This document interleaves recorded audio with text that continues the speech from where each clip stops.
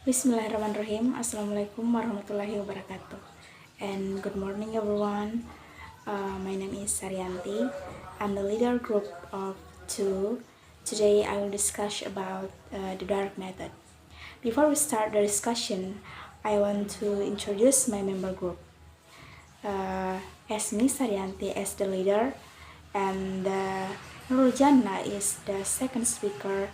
Third speaker is Salvianti, and then fourth speaker is Nurhayati, and the last speaker is Rindawati Rahman. Okay, guys, let's begin our discussion about the dark method. So, guys, do you know the dark method? Yeah, the dark method of teaching, which sometimes called the natural method, and is often, but not exclusively, used in the teaching of foreign language, different from using the learner native language and uses only the target language. This method, based on the assumption that the learner should experience the new language in the same way as she experienced his her mother tongue without considering the existence for his and her mother tongue. Okay, the history of the dark method. It was established in Germany and France, 1900, and it was an answer dissatisfaction with older grammar translation method, which teaches student grammar and vocabulary through the direct translation and thus focus on the written language. The direct method was first discovered by Franz Green. The last two decades of the 19th century are in the new era. After the dark method was found, it was then popularized by Carlos Barles. Do you see the picture? Yes, this Maximilian Delphinus Barles, or Maximilian Barles, born David Barlesheimer, 4 April 1852, that 16 April 1921, was a linguist and founder of the Barles Language School, the first of the which is he founded in 1878 in Providence, Rhode Island, and which popularized the direct learning method, which is still in use today.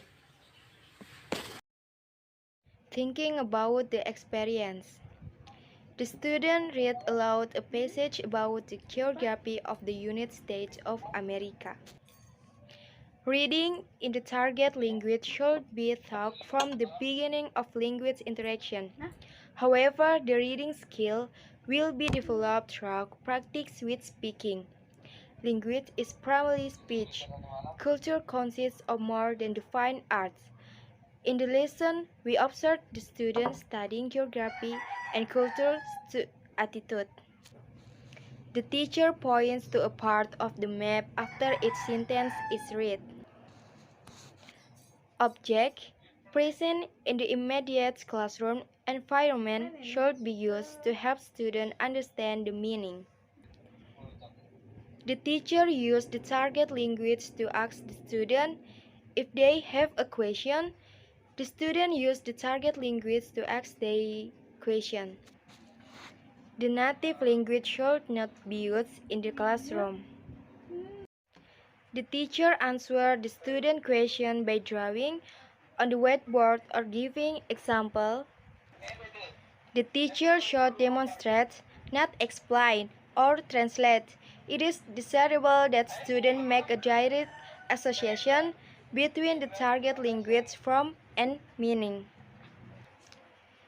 The teacher asks questions about the map in the target language, to which the student replies in a complete sentence in the target language. Students should learn to think in the target language as soon as possible. Vocabulary is acquired more naturally if students use it in full sentence rather than memorizing word lists. Students ask questions about the map. The purpose of language learning is communication, therefore students need to learn how to ask questions as well as answer them. Bismillah, Assalamualaikum warahmatullahi wabarakatuh. My name is Salvianti, and I will continue the explanation about thinking about experience. Number 7, the teacher works with the student on the pronunciation of appellation. Pronunciation should be worked on right from the beginning of language instruction because pronunciation is very important for students. Some students may still be confused in pronunciation, especially in long words like appellation. So the teacher must teach the student the correct pronunciation. Next, the teacher corrects a grammar error by asking the student to make a choice. Self-correction facilitates language learning. Encourage students to correct themselves to understand grammar, because by studying grammar, students can understand and present ideas properly and correctly. Next, the teacher asks questions about the student. Students ask each other questions. Lessons should contain some conversational activity, some opportunity for students to use language in real context. Students should be encouraged to speak as much as possible. So, giving students time to talk in class can help students dare to speak and increase interaction between student to teacher to student, and student to student too. And next, the student fill in blanks with preposition practiced in the lesson. Grammar should be taught inductively. There may never be an explicit grammar rule given, because in grammar teaching, inductive reasoning can be of great value. It promotes experiential learning and trains learners to actively try to discover grammar rules by themselves. Once these rules fit their mental structures, they become more memorable because of the effort deployed. Next, the teacher dictates a paragraph about United States geography. Writing is an important skill to be developed from the beginning of language instruction. Teaching writing is never independent, at least it can be incorporated with teaching reading and grammar. The teacher uses the passage that has been taught orally as the main source for the developing writing excitement for each unit of the instruction. He may also use teaching writing as the enrichment practice to the grammar materials that have been taught inductively. Students learn grammar inductively and practice it through some writing assignment. Practically, teaching writing can be carried out through paragraph writing. Learners are asked to write a paragraph based on the passage that has been taught orally, or they may write by their own words. Next, all of the lessons of the week involve United States geography. The syllabus is based on situation or topics, not usually on linguistic structures. So, for example, during the remaining 2 classes of the week, the class will review the feature of the United States geography, following the teacher direction, label bank maps with these geographical features. After this, the student will give direction of the teacher, who will complete a map on the board. Practice the pronunciation of river, paying particular attention in the first syllable. And the last, a proverb is used to discuss how Americans view punctuality. Learning another language also involves learning how speakers of that language live. For example, discuss the proverb, time is money. Students will talk about this in order to understand the fact that Americans value punctuality. They will compare this attitude with their own view of time. Assalamualaikum warahmatullahi wabarakatuh. My name is Nur Hayati, SID 220130008. I'm gonna explain about the direct method techniques. There are some techniques of the direct method you can adapt to your own teaching. The first one is example proliferation. In order for your students to connect the dots and figure out vocabulary and rules of grammar, you have to give them plenty of material to work with, instead of just giving one or two examples to illustrate your points, and you'll present each of the examples several times. The examples that you give should be simple, unambiguous, and interesting. Let's say you want to teach the class the shapes. You have many different ways to dramatize this concept. The more interesting the things you offer to the class, the stronger and more memorable those mental connections will be.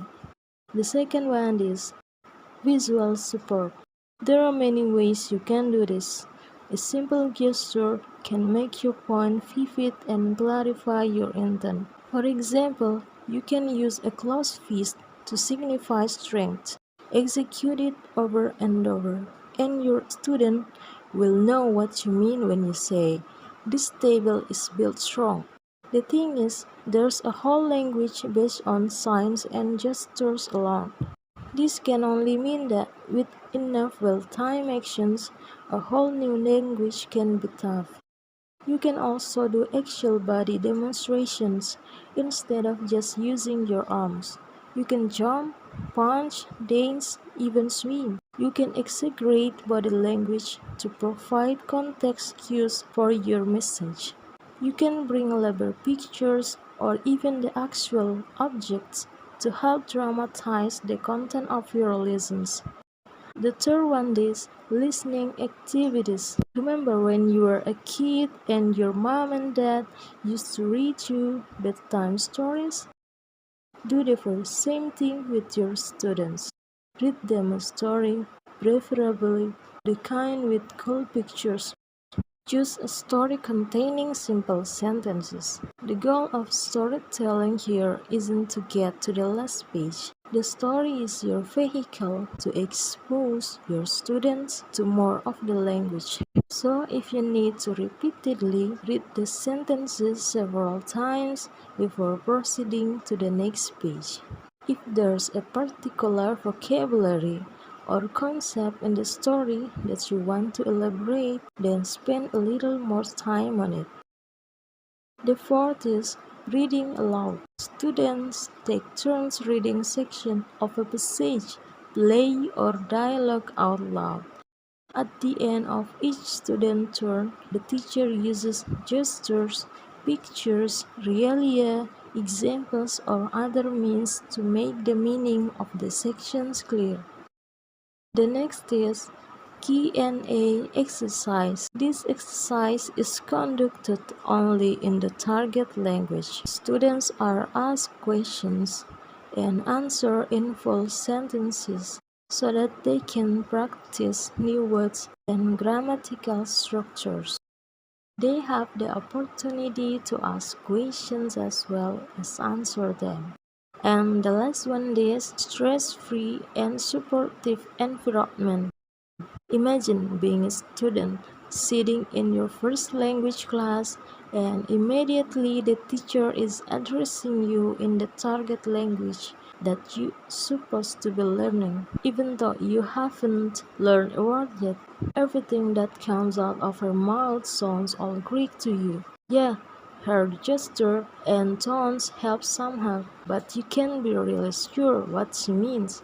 As a teacher, it's your first responsibility to make your students understand that mistakes aren't fatal. Let them know that you're there for support. One of the ways you can do this is by making sure that when you call on someone and throw them a question, you never leave without giving the correct answer. And that's what the direct method is all about, a unique method with wonderful features of its own. Advantages of direct method. Number 1, it is natural method. In the direct method, the order of teaching is observing, listening, speaking, reading, and writing. This is the natural order of learning a language. The methods make use of demonstration and a conversation. Number 2, it gives fluency of speech, as a lot of attention is paid to oral training in the method. The student acquire fluency of speech. This is the reason why students who are taught by the direct are fluent speaker as compared to those who are taught by the translation method. Number 3, it improves pronunciation.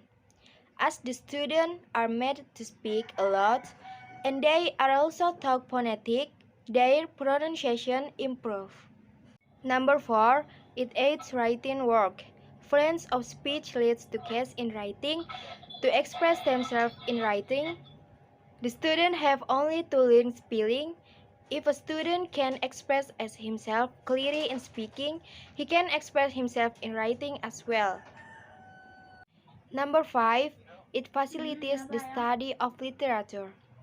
It is believed that since the student acquires an ear for the language in direct methods, it facilitates the study of literature. Number 6, it makes use of audio-visual aids. Audio-visual aids are used in the direct methods.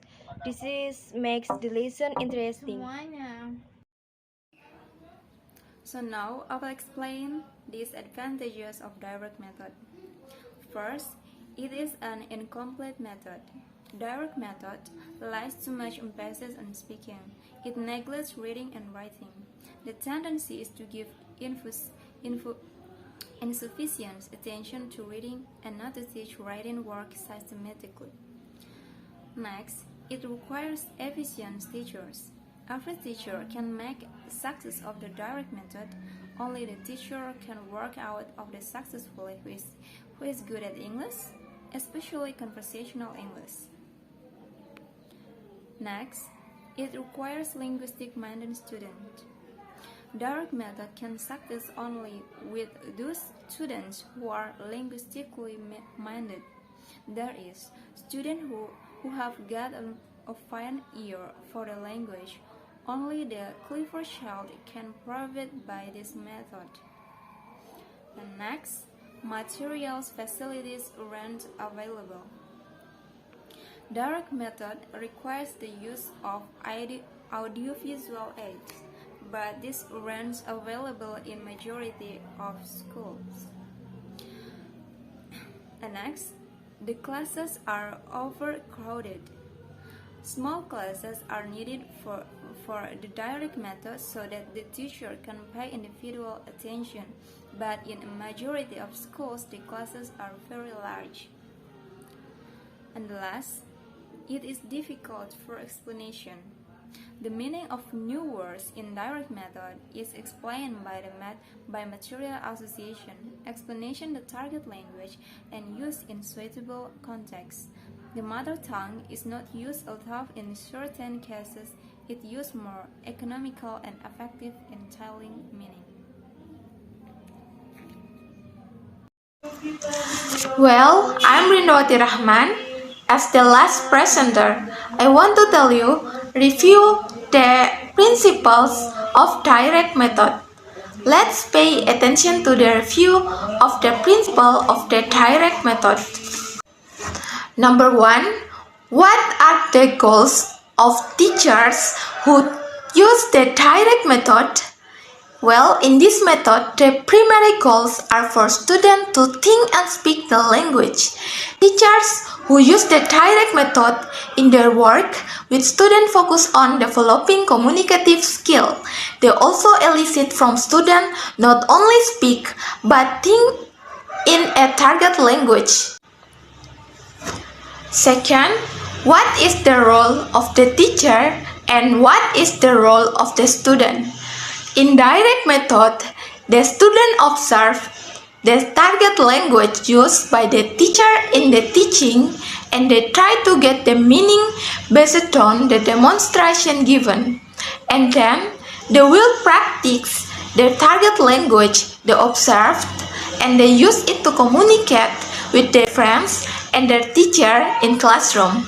The teacher and the student are more like partners in the teaching learning process. Number 3. What are some characteristics of the direct method teaching learning process? 1. The teaching of class exclusively executed in target language.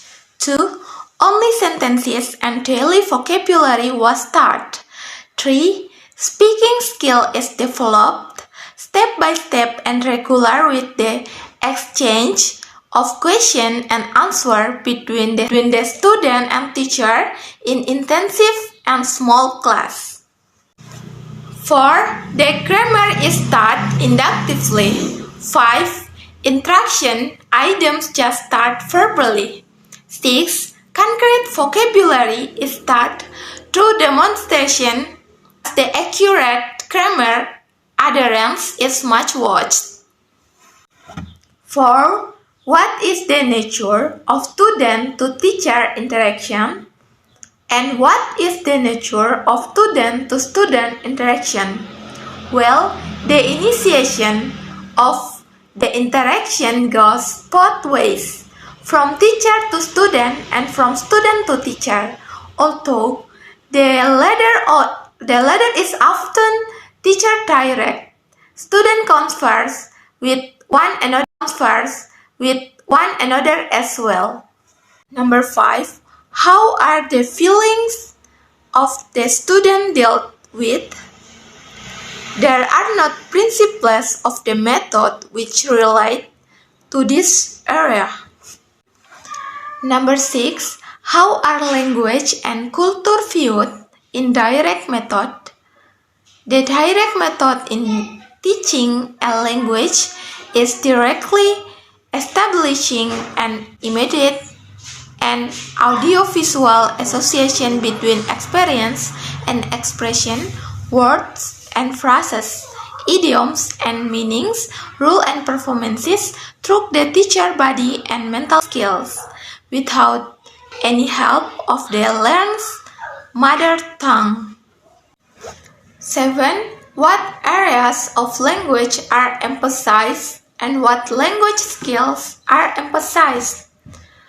Vocabulary is emphasized over grammar, although work on all 4 skills, reading, writing, speaking, and listening, occurs from the start.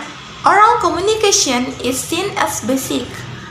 Thus, the reading and writing exercises are based upon what the student practice orally first. Pronunciation also receives attention right from the beginning.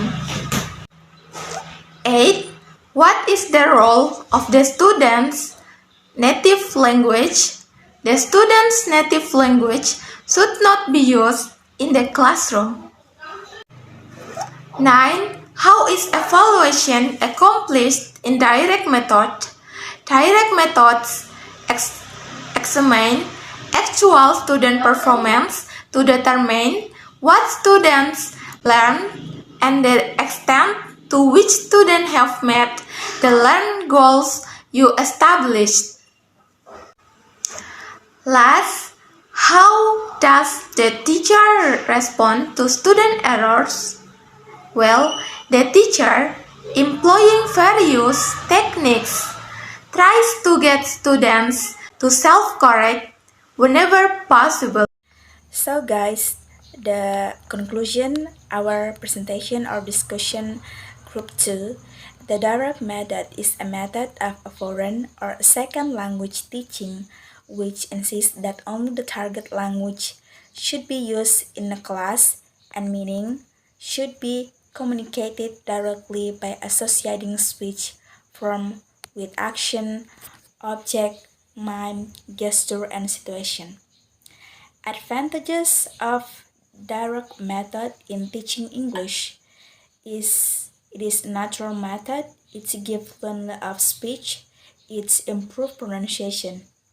Disadvantages of direct method teaching of English language. It is a complete method. It is require efficient teacher. It require linguistic minded student. Teacher who use the direct method believe students need to associate meaning and the target language directly. To this, when the teacher introduced the new target language word or phrase, he demonstrates its meaning through the use picture or pantomime. He never translates into the student native language. I think that's all for group 2. Thank you very much and thank you for watching. Assalamualaikum warahmatullahi wabarakatuh. Thank you.